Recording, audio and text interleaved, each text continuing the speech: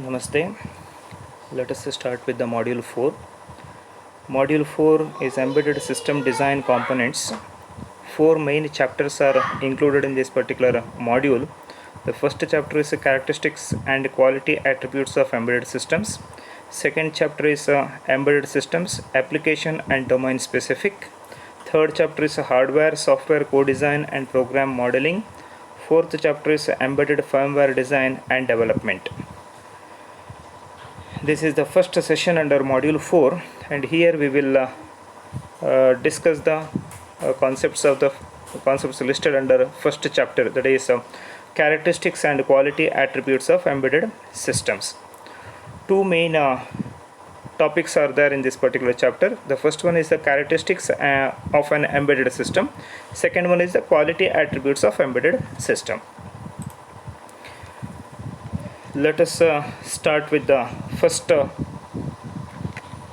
concept.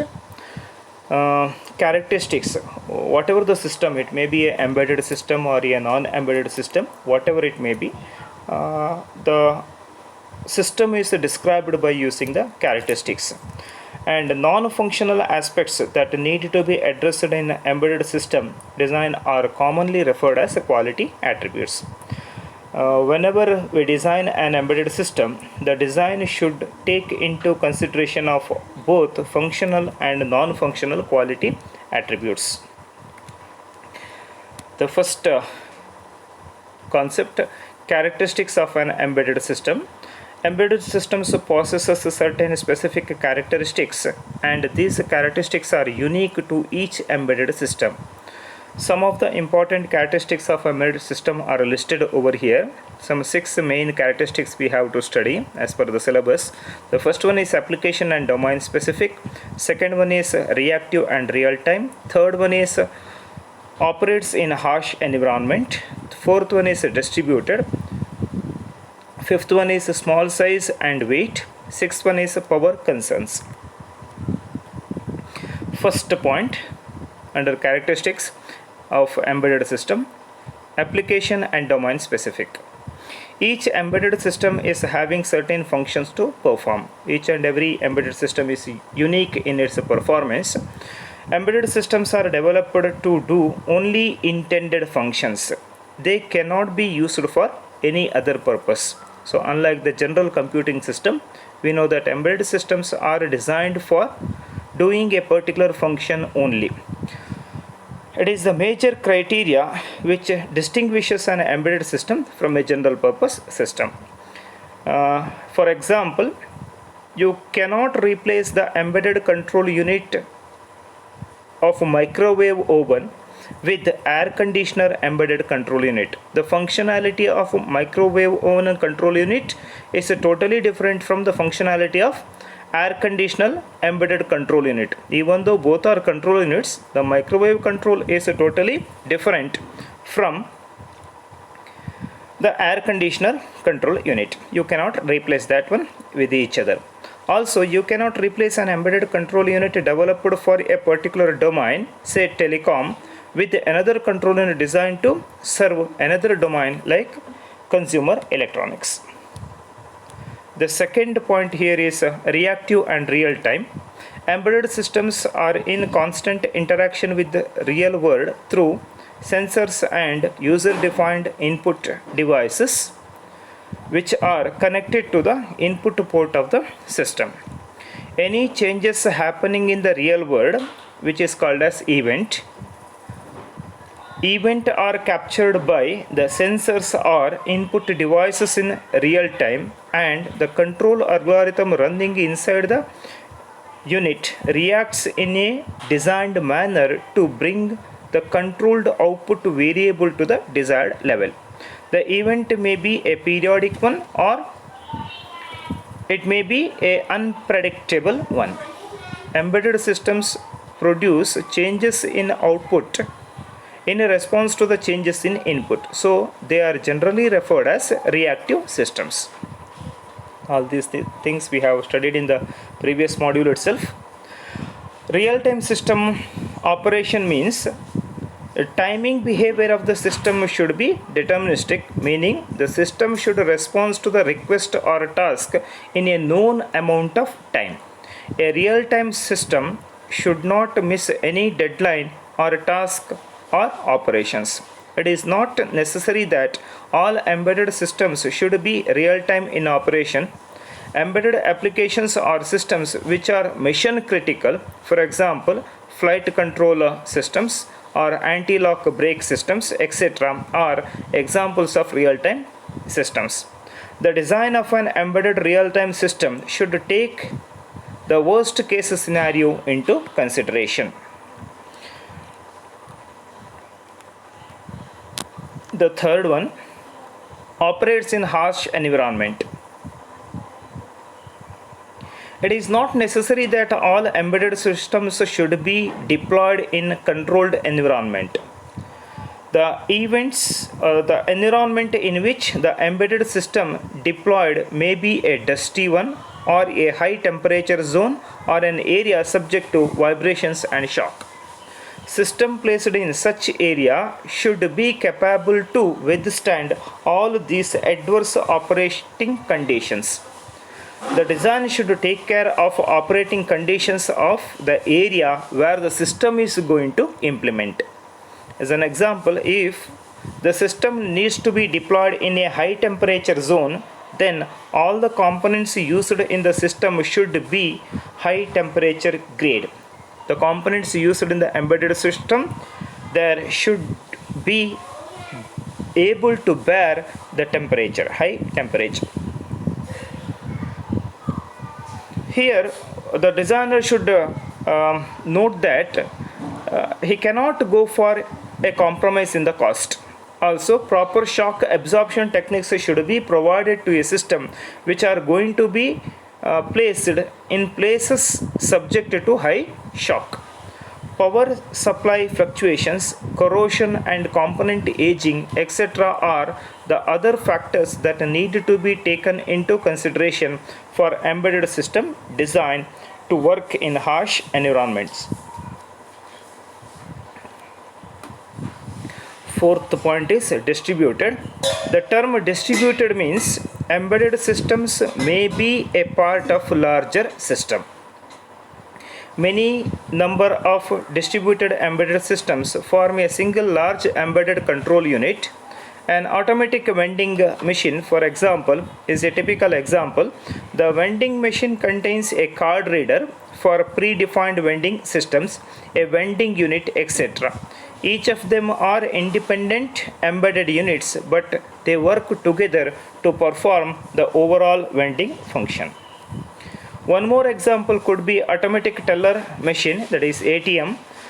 An ATM contains a card reader embedded unit which is responsible for reading and validating the user's ATM card, transaction unit for performing transactions, a currency counter for dispatching or vending a currency to authorized person, and a printer unit for printing the transaction details. So, four main embedded units are incorporated within the ATM machine. The first one may be the card reader, second one may be the transaction unit, third one may be the currency counter, or fourth one there may be a printer also. Another typical example of a distributed embedded system is supervisory control and data acquisition system used in control and instrumentation applications, which contains physically distributed individual embedded control units connected to a supervisory module. The fifth point is a small size and weight. Product aesthetics is an important factor in choosing the product. So no buyer will buy a mobile phone which is of more than half kg, for example. So when you plan to buy a new mobile phone, you may make a comparative study on the pros and cons of the product available in the market. Definitely the product aesthetics like size, weight, shape, style, etc. will be one of the deciding factors to choose a product. People believe in the statement small is beautiful. Moreover, it is convenient to handle a compact device than a bulky product. In embedded domain also, compactness is a significant deciding factor. Most of the application demands small size and low weight products. Next is the power saving or power concerns. Power management is another important factor that needs to be considered in designing embedded systems. Embedded systems should be designed in such a way as to minimize the heat dissipation by the system. The production of high amount of heat demands cooling requirements like cooling fans, which in turn occupies additional space and makes the system bulky, also costly. Nowadays, ultra low power components are available in market. So select the design according to the low power components like low dropout regulators and controllers or processors with the power saving modes. Also, power management is a critical constraint in battery operated applications. The more the power consumption, the less is the battery life. So these are the 6 main characteristics that we need to discuss while designing, or that we need to observe while designing an embedded system. Next is the quality attribute. Quality attributes are non-functional requirements that need to be documented properly in any system design. If the quality attributes are more concrete and measurable, it will give a positive impact on the system development process and the end product. The various quality attributes that needs to be addressed in any embedded system development are broadly classified into two. One is the operational quality attribute and second one is the non-operational quality attributes. The operational quality attributes represents the relevant quality attributes related to the embedded system when it is in the operational mode or online mode. 6 different operational quality attributes we have to study. The first one is response, second one is throughput, third one is reliability, fourth one is maintainability, fifth one is security, and last sixth one is safety. The non-operational quality attributes need to be addressed for the product not on the basis of operational aspect are grouped under this particular category. 5 different aspects we have to study. First one is testability and debuggability. Second one is evolvability. Third one is portability. Fifth one is time to prototype and market. And fifth one is per unit and total cost. Total 5 attributes. First we will see the 6 operational quality attributes. Then we will go with the 5 non-operational quality attributes. The first one, response. Response is a measure of quickness of the system. It gives an idea about how fast your system is tracking the changes in input variables. For most embedded systems, demands fast response which should be almost real time. For example, embedded system deployed in the flight control application should respond in a real-time manner. Any response delay in the system will create potential damages to the safety of the flight as well as the passengers. It is not necessary that all embedded systems should be real-time in response. The response time requirement of an electronic toy is not at all real-time, or it is not at all time critical. There is no specific deadline that this system should respond within a particular time period. Second point is throughput. It is the efficiency of the throughput, efficiency of the system. Throughput is the efficiency of the system, or I can say it is a benchmark. Benchmark in the sense it is a reference point by which something can be measured. So throughput, I can say it is a benchmark which is a reference point by which something can be measured. Benchmark can be set can be a set of performance criteria that the product is expected to meet, or a standard product that can be used for comparing other products of the same product line. For example, consider a card reader. In the case of a card reader, the throughput means how many transactions the card reader can perform in a particular time, say within a minute or in an hour or in a day, something like that. Within the scheduled time, within the unit time, how many transactions can the card reader can do, which will be the throughput of the card reader. So throughput can be defined as the rate of production or operation of a defined process over a stated period of time. The rates can be expressed in terms of unit of the products, batch of the product, or number of batches produced, or any other meaningful measurements. Next one is reliability. It is the measure of how much percentage you can rely upon proper functioning of a system, or what is the percentage susceptibility of the system to failure.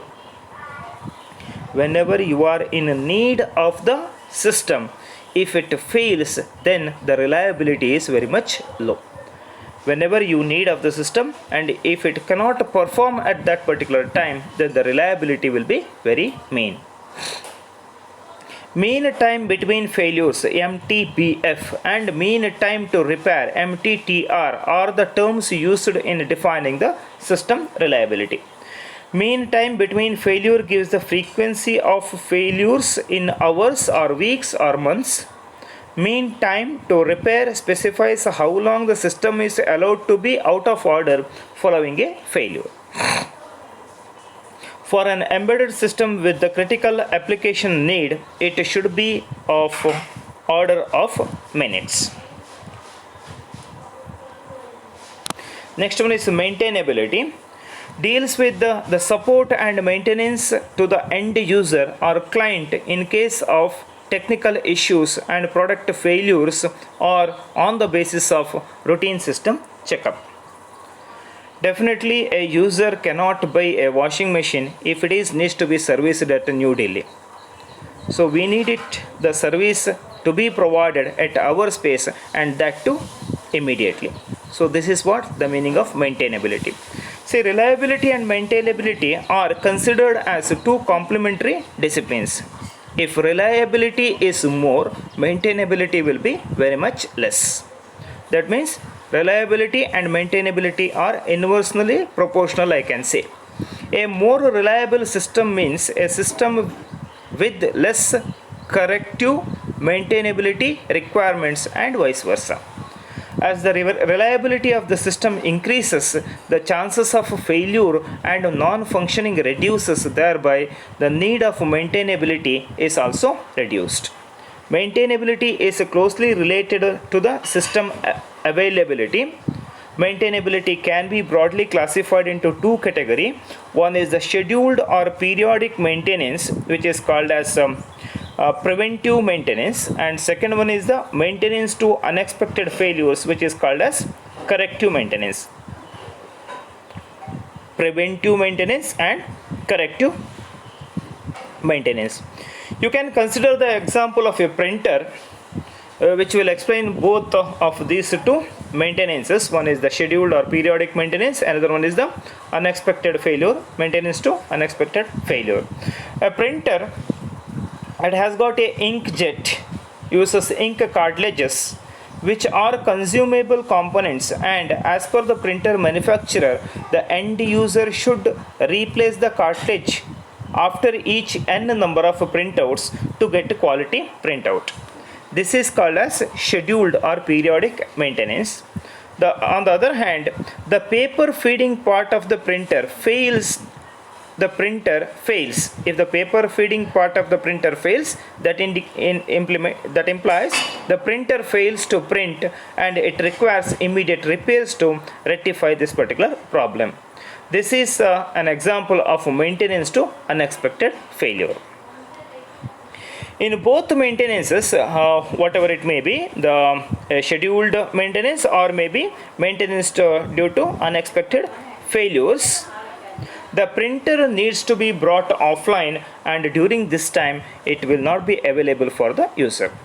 In any embedded system design, the ideal value of availability is expressed as AI. AI stands for availability here, available for the user for his purpose.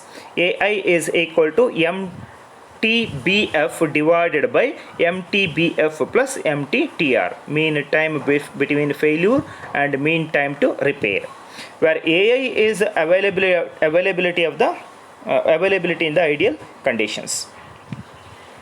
The next point is the fifth one, security. Security covers two or three different parts. One is the confidentiality, second one is the integrity, and third one is the availability. Don't confuse this particular availability with the previous one that we have discussed. In the previous topic, availability means available for the user for his working purpose. So here availability has got some other meaning that we will see now. Confidentiality means the protection of the data and application from unauthorized disclosure. Integrity means protection of data and application from unauthorized modifications. Availability means protection of data and application from unauthorized users. So three different aspects, confidentiality, integrity and availability, will make sure about the security of a embedded system. Very good example for security aspect is in an embedded product is the personal digital assistance. The PDA can be either a shared resource or an individual one. If it is a shared resource, there should be some mechanism in the form of username and password access to a particular person's profile. Example of availability. Also, data applications present in the PDA need not be accessible to all users. Some of them are specifically accessible to administrators only. For achieving this, administrator and user level security should be implemented. Example of confidentiality. Some of the data present in the PDA may be visible to all users, but they may not be necessary permission to alter the data by the users. And that is, read-only access is allotted to the users. An example of integrity. So this one can be beautifully explained with our Moodle software that we are using for sharing the course materials to the students. You are using it right now. So in the Moodle, students can just access the materials. They can download it, read it, that's it. But students cannot modify the content of a particular course over there. So this is the example of integrity. The faculty who has created the course, for example, MES course has been created by me and students can access that one.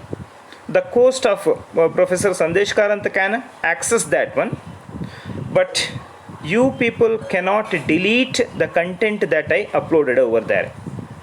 So that is confidentiality. That means I have the administrator's role over there and I have some more power because I can add some material to the created course.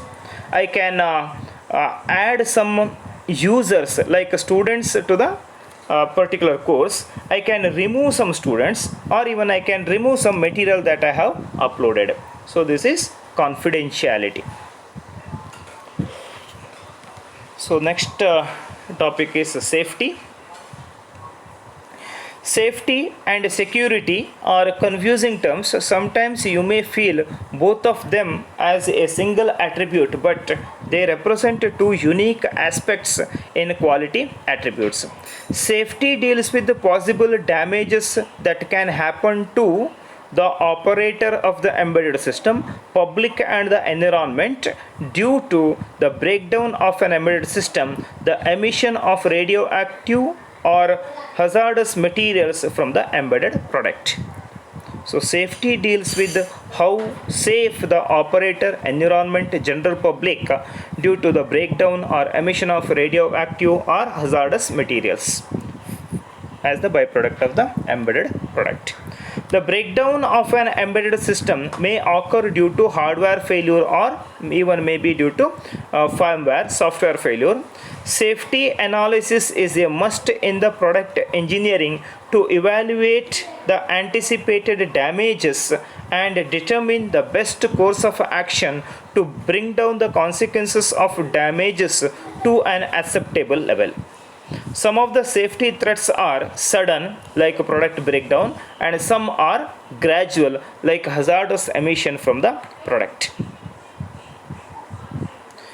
Next, we will see the non-functional attributes. So whatever the 6 just now we have seen are functional attributes of embedded system.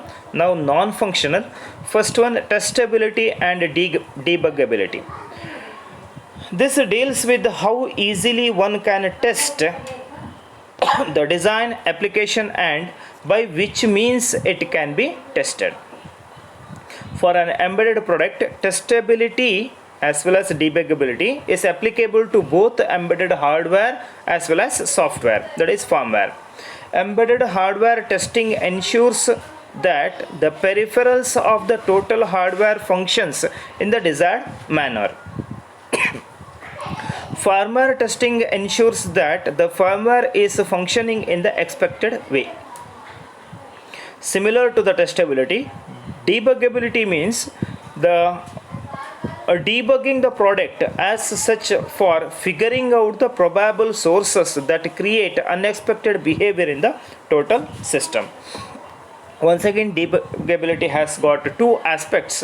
One is the hardware level debugging and second one is the firmware level debugging.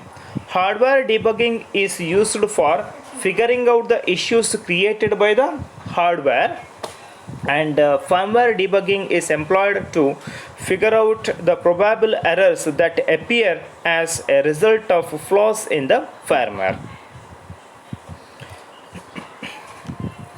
So second point is evolvability, a term which is closely related to biology.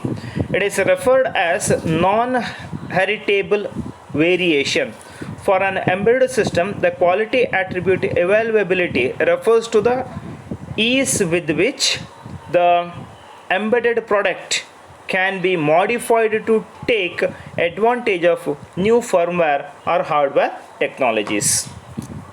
So nowadays you can find with regarding apps, every day or two you will be getting the updated version, and each and every version when you are installing that one new version, you find it is bug free in these areas, so something like that comments will be given. This is what evaluability.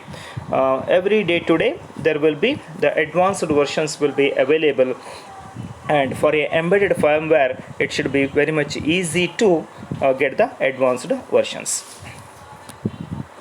Next is portability, means it is a measure of a system independence. Portable, if it is working over here, it should work with some other system also, some other environment also. That is what portability means. An embedded product is said to be portable if the product is capable of functioning as such in various environments, target processors or controllers, and embedded operating systems. The ease with which an embedded product can be ported onto a new platform is a direct measure of the rework required. A standard embedded product should always be flexible and portable. In the embedded products, the term porting represents migration of embedded firmware written for one target processor to a different target processor. For example, if you have written the instructions for Intel 8086 processor, whether it could be ported to any other processor, say ARM Cortex, for example. If the firmware is written in high-level language, say C, With little target processor specific functions, it is very easy to port the firmware for a new processor by replacing the target processor specific functions with the ones for the new target processor and recompiling the program. Recompiling of the program or the new target processor generates the new target processor specific machine codes. If the firmware is written in assembly for a particular family of processor, say 8086 family, it will be difficult to translate the assembly language instructions to a new target processor specific language, and so the portability is very poor. If you look into various programming languages for application development for desktop applications, you will see that certain applications developed on certain languages run only on specific operating systems, and some of them run independently on desktop operating systems. For example, applications developed using Microsoft technology, Microsoft Visual C or C++ using Visual Studio, is capable of running only on Microsoft platform and will not function on other operating systems, whereas applications developed using Java from Sun Microsystems works on any operating system that supports Java standards. Fourth point is time to prototype and market. It is the time elapsed between the conceptualization of a product and the time at which the product is ready for selling or for usage. The commercial embedded product market is highly competitive, and time to market the product is a critical factor in the success of a commercial embedded product. There may be multiple players in the embedded industry who develop a product of the same category, like mobile phone, portable media players, etc. If you come up with a new design and if it takes a very long time to develop and market it, the competitor product may take advantage of it with their product. Also, embedded technology is one where rapid technology changes is happening. If you start your design by making use of a new technology, and if it takes very long time to develop and market the product, by the time you market the product, the technology might have suppressed with a new technology. Product prototyping helps a lot in reducing the time to market. Whenever you have a product idea, you may not be certain about the feasibility of the idea. Prototyping is an informal kind of rapid product development in which the important features of the product under consideration are developed. The time to prototype is also another critical factor. If the prototype is developed faster, the actual estimated development time can be brought down significantly. In order to shorten the time to prototype, make use of all possible options like use of off-the-shelf components, reusable assets, etc. The fifth point under non-functional attributes, per unit and total cost. This is a factor which is closely monitored by both the end users as well as the product manufacturers. Cost is a highly sensitive factor for commercial product. Any failure to position the cost of a commercial product at a nominal rate may lead to failure of the product in the market. Proper market study and cost benefit analysis should be carried out before taking a decision on per unit cost of the embedded product. For a designer, product development company, perspective, the ultimate aim of the product is to generate marginal profit. So the budget and total system cost should be properly balanced to provide a marginal profit. One small topic we will see and we will end this particular session. The topic is product life cycle.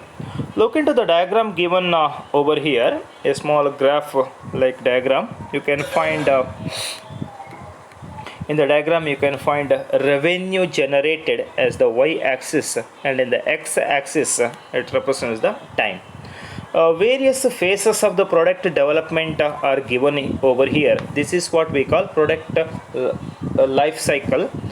First, product development, here the product introduction, then growth, product maturity, and product retirement is represented. 5 different stages have been represented. 4 different stages have been represented. Product introduction, you can find profit is totally negative. Negative in the sense the embedded system developer should invest now. So that's what the profit is gone beyond zero over here.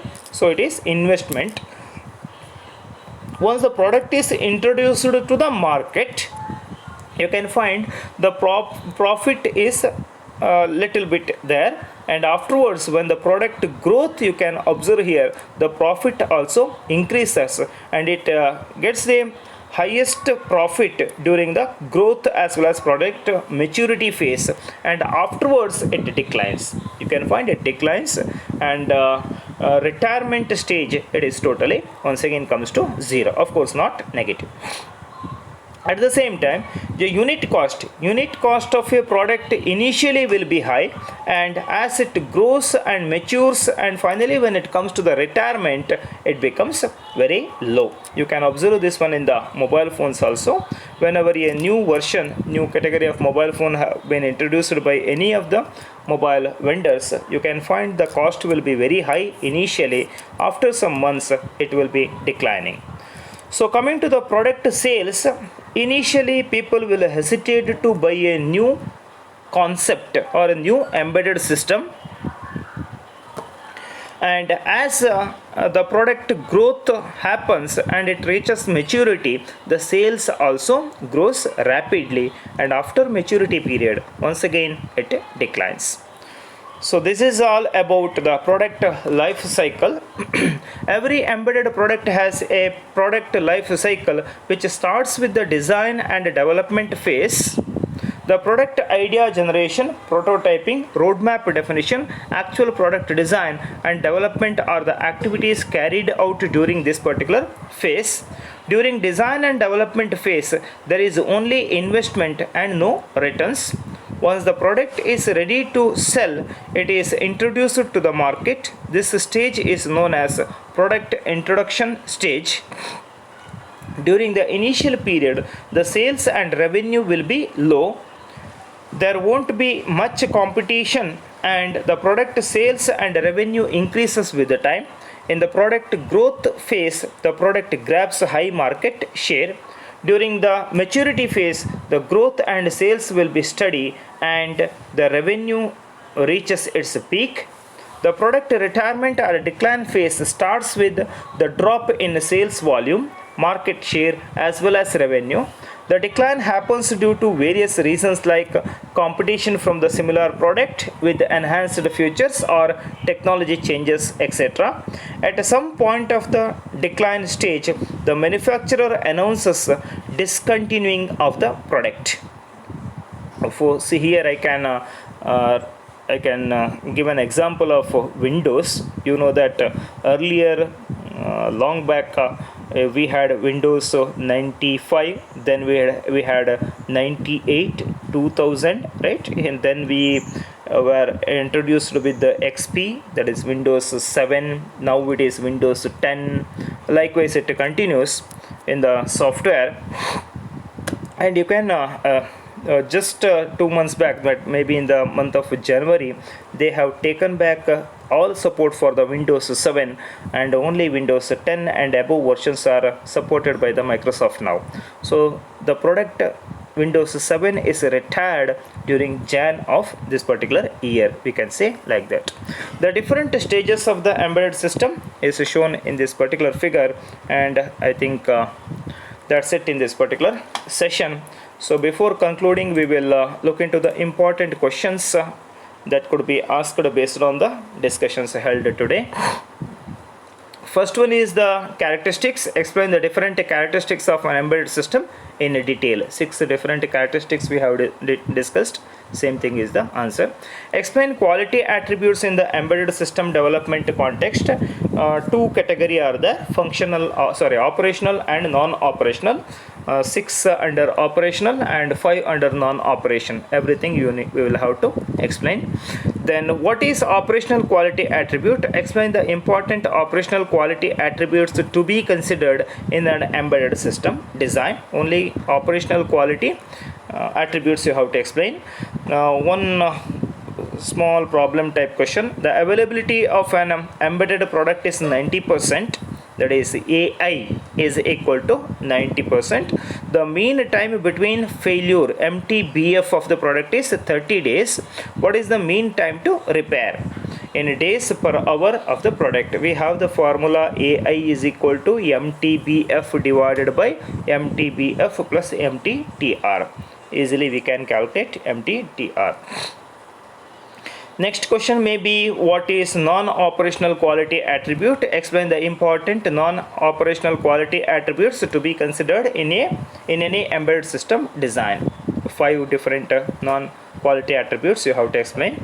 Last question may be regarding the product life cycle. Explain the product life cycle curve of an embedded product development. That's it in this particular discussion.